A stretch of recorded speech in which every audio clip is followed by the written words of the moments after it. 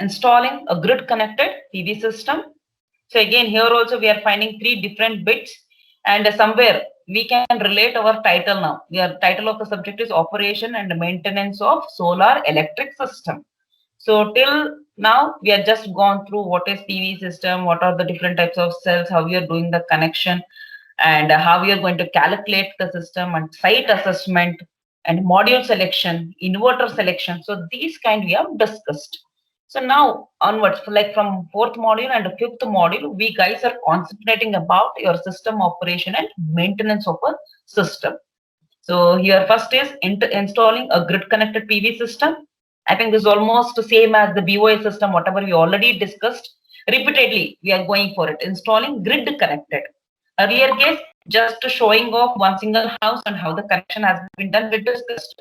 But now we are talking about installing with grid connected PV system, because there is a availability of standalone system and grid interactive system. So we know the difference between standalone and grid interactive. Are we people know the difference? Standalone and grid interactive? You have studied already. Anybody can answer for this standalone PV connected system? Heard or not? Have you heard this term? Because here in this, Yes, we are ma'am. not using anywhere standalone. So standalone in the sense, as I said, this is mainly applicable for rural areas where you cannot carry with your transmission line from your conventional sources. In that cases, you people are planning to have a plant, or let us assume the range of 6 megawatt or 5 megawatt of capacity PV panels will be installed, and that will not connect to any of the grid. It will be just generated and it will be used for your domestic purpose. You can say it is just applicable to one village or one building or one area. You can say that. So that is like standalone, where you are not having any communication with your grid system. You are generating, you are utilizing, and if you want, you can store it in a battery. That is the possibility of a standalone system. But a grid connected system means you are exchanging the power. In this case, you can remember about your net metering and gross metering system.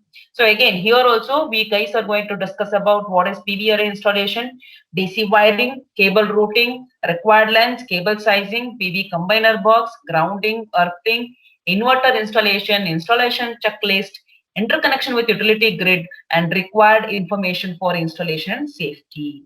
But seeing that you may familiarized, yes, already we have studied. Why again? Since we up to this, up to installation, we have gone through these topics.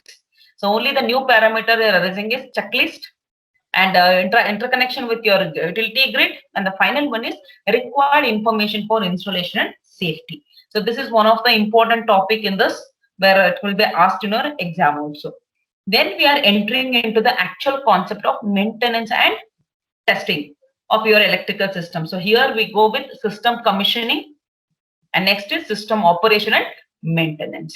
I think you feel interesting because this is acting as a new inputs to you people, how documentation will be done, how commissioning will be done, testing will be done. Of course, you are doing a project, final year project, you know all the process for how you have started up and how you're going to end it. Is it? So you have a step-by-step procedure. First, finding the problem. First of all, first finding which area we are good, which area we are facing the problem. So based on that, we go for it. So here also same thing. First introduction, then going for the end one, that is final inspection, and testing, commissioning, and system documentation. Okay. So with this, we'll start the first one, that is installing grid connected PV systems. Okay. So here, as usual, PV systems installation. I'll just go through it and I'll explain. So it is highly advisable that PV installers take time to carefully plan the precise location of the array before deciding on the installation methodology. So we already know this in the parameter of site assessment. We have to find which place is suitable, because we are talking about installing grid connected. We are not just talking about your home installations and all. We're talking about grid connected. So same as your hydel power plant, thermal power plant, nuclear power plant, it is very, very important to determine which location is suitable for selecting the PV panel installment. So once you choose the place, then you can find out which method of implementation you can go for it. Okay, that's what they say. It is highly advisable that PV installers should take much time to specify the location of the array before deciding the installation. And this is commonly done by measuring the available installation area and marking the boundaries of the array as well as the location of the mounting system's attachment point on the installation area. So here they say, here you have to use meters. It may be a Solar Pathfinder or some Horicatcher or a Sun Metry, you can use it, Suneye. So anything you can use it and you can determine which place. So once the place is decided, you have to measure the area, how much area is available. Because in the area, we have to take off edge zone because it has to be in a rectangular format. If not, you have to create the rectangular formation to keep your modules to form the array in the system. So that's what they're saying. Mark the area, select the boundary, and in that you think about which installation is suitable. So normally they're given the roof using the string or a chalk line, just how you are marking it. It's like selecting the place by marking the system. Next, first what has happened, you selected the place and you come to know how much area is available and which place is area is suitable for keeping or installing your array. So first point is clear. Second one, the next step is to install the attachment of hardware. Hardware is what? Panel, array mounting structure. So the panel you have to keep it to secure the mounting system to the roof. So area is selected. Next, you have to go for installing your hardware, that is your PV panel, to the roof system. If mounting on a rooftop, means here also variations will be there, right? Which area you selected? Are you selected the ground or you selected the roof?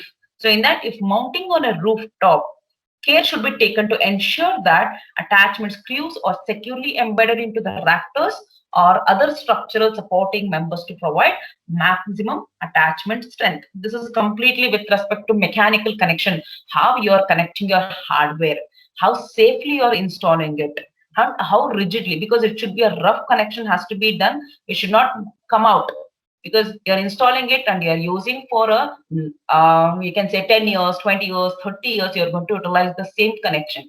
You're not going to move it every time because once it is fixed, we expect it should work for a very longer period. So that's what they say, attachment of screws, because you're connecting the mounting system by using a rafter, small inclination angles, some screws are required. This will just check all the proper connection. If somewhere it is loose, there is a possibility of get affected by your atmosphere natural disasters. So that's what second point of installing a hardware, while you have to think about the proper connections using the screws, rafters and structure. If it is roof structure is different, then you can go for increasing the angle, or you can go for tilted angles.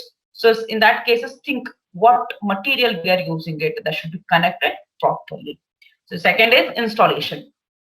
Then next, once the attachment points are secured, the mounting system should be assembled. So now you will start, that is like basement. First you go for basement, then you start with assembling the parts one by one. PV panel, then you'll go for several connections, right?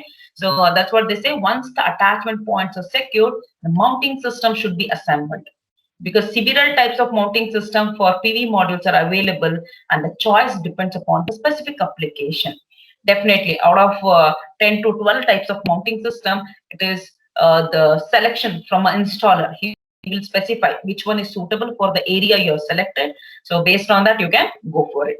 So once the mounting system is fully assembled, means your panel, or you can say collectors which are assembled, the process of installing PV module can begin. So many proactive mounting system or rely on the compression clamp to secure the module frame to the mounting rails.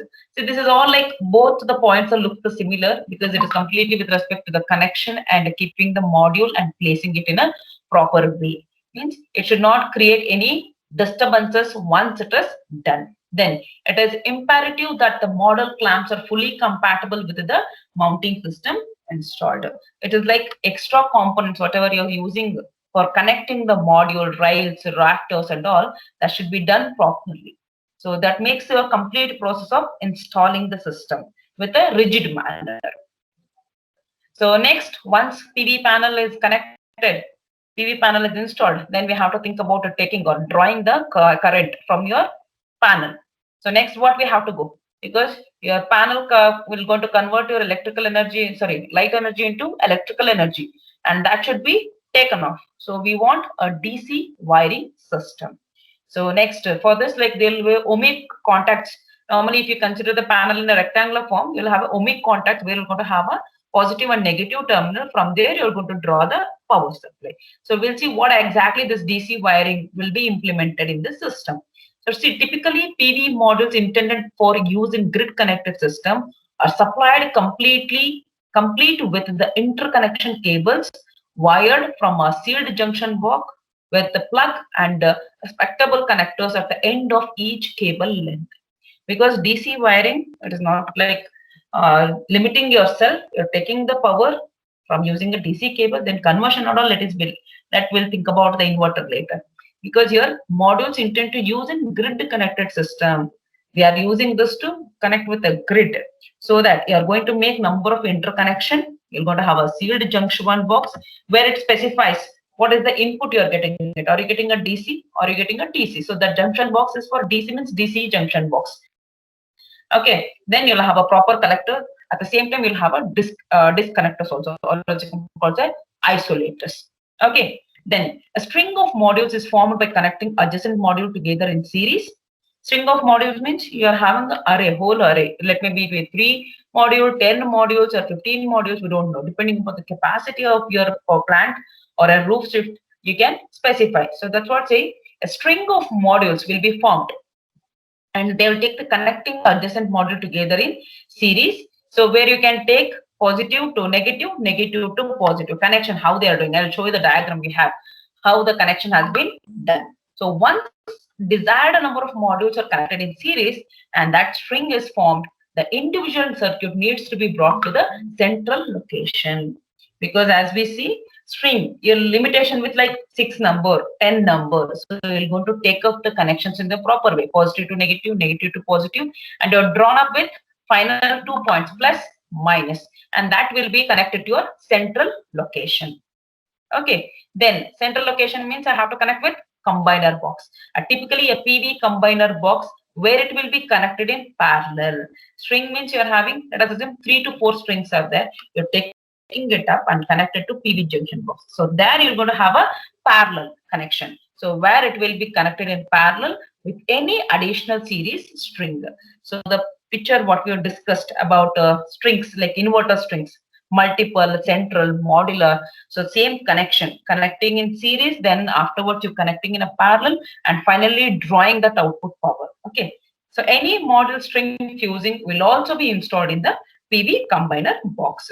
So there is a possibility you can add string fuses to the system. So typically PV combiner box where it will be connected in parallel with any additional series string. You can add it, and that can be drawn to the PV combiner box. Okay, so once DC is done, then we have to give the routing of a system.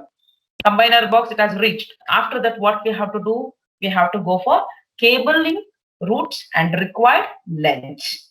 So already we know what is the importance of cable, particularly voltage sizing, current sizing, and what must be the length. Length we are not specified how many meters or how many centimeters, depending upon the distance. We have to think about it. But normally we use the term called minimize. Minimize as much as possible. Instead of that, don't use the longer cables. So let's see what exactly. Once the location of all equipment has been decided, the cable route must be determined. Means how you're going to connect. Because sometimes you'll have to go for a longer way, sometimes you'll go for a short way. So just you're finding it, because we are talking about a grid connected system, not like your normal experiments from here to here. We are connecting about grid connected system. So main cabling routes are shown in figure. I'll just show you that in the next slide. For any installer should seek to minimize the length of this cable routes. Of course, it is one of the important aspects we have to consider. We try to minimize so that the losses happening through the cables will be reduced. So the cable length and the cross section determines what power and voltage losses are existing or losses are sustained. And we know these are all outdoor installation. So try to take not try to, almost it is mandatory that you have to use ultraviolet resistance cable for connecting the systems. Okay, the cable length and the cross section will going to determine you the voltage and power losses which are sustained.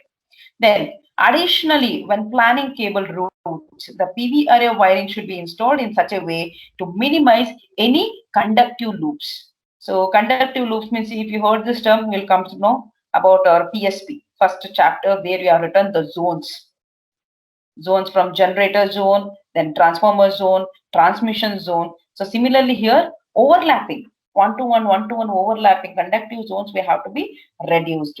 So same way, main intention is here, we have to minimize any of the extra conductive loops are existing in the system. So that is a cable routing and required length. So next, reducing conductive loops will lower the risk of lightning induced over voltages in the array wiring, as well as reducing interference to AM and FM radio signal, means audio and frequency like signals. What? Because you are having number of radio waves, microwaves, so electromagnetic waves. There are the chances of creating the problem. So that's what we need to reduce this conductive loops. So lightning, it is not in our hand, it can happen anytime. So that we try to reduce the conductive loops, so it is going to give much more output in terms of good output of a power. So we have to reduces the risk of a lightning, mainly due to over voltages. Over voltages because it is almost of 11 kVA, 22 kVA. In that way, you are going to get the lightning strokes. So where your array connection has been done, and you guys can reduce the interference with your signals, radio signal, audio signal. So this can be avoided. Then the cable route from the PV array to the inverter. PV array, first of all, that is the installed one. Then you are connecting to the inverter. DC combiner box, let it be DC junction box. Then from there you are drawing it and connecting to the inverter. So via PV combiner box is DC, and a cable rated at the appropriate DC voltage and current should be used. So this is a common sense. So we know what is the rated output we're getting from the PV array. So based on that, we have to select the cable, rated current, rated voltage. All these things has to be determined before installing it. Then adhere to the rules and regulation of the place or local area. Standards will determine the required current carrying capacity and voltage rating of the cabling. So like if you are watering the supply, leave it to 230 for fast frequency safety. And if it's safety, so we have standardized value. Similarly, it will differentiate in different countries. Whereas it is 60 hertz, and it's a DC, like DC voltages they are using, and DC voltages of 600 or 700 that can also be used there. But here we have very much limited value of DC. So that's what we have to go and check out. Where am I using, which place I'm using, what is the rated current, can I use this, what is the rated voltage of the cable. All these things you have to check it before installing the system. Then next is what type of conductors. So conductors means normally we know copper. Other than that, you can use aluminum also, and sometimes see multi-strands can also be used. So copper conductors we generally prefer to the aluminum and are available in single or multi-strands. So this is depend upon the capacity of current rating, how much you are utilizing, how much you wanted to connect from PV combiner box to the grid system or from PV panel to the combiner box. So depending upon that, you can go through single or multi-strands. And all cabling is insulated to protect the wire from the surrounding environment and to protect the people and equipment. Definitely, right? We cannot leave copper strings directly, or copper string cannot be connected directly. So we have an overlapping. It will be covered. So with an insulator, mainly to protect from everything. You can see it may be living thing, non-living thing, whatever it is. So this current is a dangerous concept, is it? So that's what it is necessary to insulate, mainly to protect the wire, because cables, aluminum wires or copper threads are running through this or carrying the current from one point to another point. It has to be protected, first thing. Next is they are huge dangerous if you come in contact with. That's what it has to be insulated from each other. Okay. Each other, of course, at the same time, each cable should be insulated, over capsulated. Cable insulation varies. So here also again, so many parameters we have to consider. What are all the things it has to be insulated? First is safety precaution. Let it be. If it comes in contact, it is very dangerous. So other than that, your cable, as I said, ultraviolet resistant type of cable, you have to choose it because it is an outdoor application. Temperature will affect, sunlight will affect, and oil or water. These are all going to affect the system. That's what say cable insulation is not only depend upon one parameter. It is varies based on the rating, particularly temperature, sunlight, oil, water resistance, and as well as the location. Which one we are using? Is it very dry? Is it very wet? So there is a chances. So insulation has to be checked based on these conditions also. Then color coding. So color coding we already know RYB, red color, yellow color, blue color, or as you can represent it as ABC, or in the standard KBs and all they are using as UVW. But almost whatever the representation you give, we are representing it in a colors: red color, blue color, yellow color, and black color, and somewhere green color. So these are the standard colors we are using in our country. Similarly, other countries have their different color coding and to specify, yes, this is the polarity. Black color means if you ask somebody, they will say it is plus. It is like a common terminal first, is it? So common grounding terminal will be represented by black color. If it is red and all, we say phases. R is a phase, Y is a phase, and B is a phase. So you can easily determine, because in AC we don't have much polarity. We say common and phases. But in DC you can segregate that one is live, another one is a neutral, or as can the negative. So similar way, the color of the insulation indicates the polarity of the conductor. What polarity you guys are using it? Is it a phase? Is it a positive? Is it a negative? Is it a neutral? All this will be easily specified just by seeing the color of your cables, and is generally governed by national electrical codes bar standards. It is not like my wish to give a red color or make it as a brown color or green color.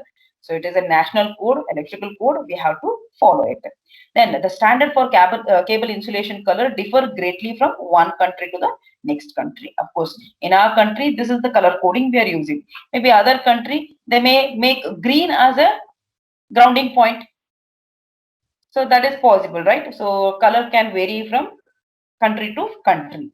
Then in many parts of the world, you can see here, brown insulation indicates a positive conductor, and blue or gray in insulation indicates a negative color. So this is with respect to some country, they are specifying brown and blue or gray. Of course, in our country, we are not having this. We are having only red. Of course, blue we are having that act as a phase. So insulation a positive, and blue or gray insulation indicates a negative. But here we are having a positive called red and negative called black.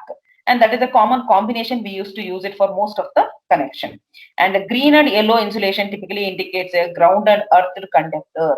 But here again we are getting a variation. Green normally we say neutral, and yellow again it acts as a phase force. But in other countries, they're going to specify it as a ground or earth conductor. So now you can see the same old house with a different connection has been specified. See here, the main cabling routes are shown in red. If the can you see the color difference here? Red color, blue color, they are represented. Let's read out. The main cabling routes are shown in red. If the installation does not include a PV combiner box, then the cable will run directly from PV array to the inverter. And this diagram shows a net metering arrangement, different metering arrangement. So let's see whatever it is. So, but see PV panel is there, then we are seeing cables. So cables of different colors. So red colors, they're drawing it here. So I have a PV combiner box. Then again, directly it is connected to your grid interactive inverter. So here again, you can see the color variation. So where I have a meter. So this is your net inverter meter. That's it. Net metering system has been used where you can do import and export of a readings. So you can read how much is imported, how much is exported. And this is a switchboard also. Addition to that, you have a switchboard, means for your home appliances you are connecting. So you have to receive, and for that you have to pay the bill, right? So all will be accounted here. And loads, they are shown TV, they have shown fan. So these are the loads. Again, it is used. See, from the net metering, you are taking off the connection and you are connecting to your load system.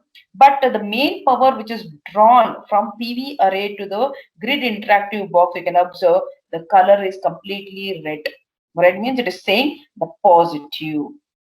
Okay, the power you're drawing the system and you're connecting to the grid, and from the grid, whatever is happening, it is represented with other different color where it says you're using for load application. It is utilizing, and this is just transferring and giving to the grid system. So this is one of the simple connection. But as I said, how polarities will be taken, how they will form the string, and how they will make it as a parallel operation with the array module. So that you can see it in the next figure. You can assume the first one, example of correct PV wiring where conductive loops have been reduced. Because 2 to 3 points, I raised the voice called reduce the conductive loops. Mainly thing, we can minimize the losses with respect to lightning, and definitely the interference with respect to your audio and radio signal. So how? By reducing the conductive loop. So first example you can see here, the connection positive, negative. You can see how they have done the connection. Please can you observe here? Every module is having the output with two terminal, positive, negative, positive, negative, positive, negative. And first we have to do the series connection by taking the combination of positive to negative, negative to positive. So then afterwards you're dragging it and connecting in a parallel. You're not dragging the system. So simply you connected and taken off. So this is acting, creating more conductive loops in the system. This is incorrect connection. This is correct connection. Okay, I'll just show you the diagram how it will be done. You can see photography of a conductive loop. So this is the cable connection, how it is dragged from your PV panel.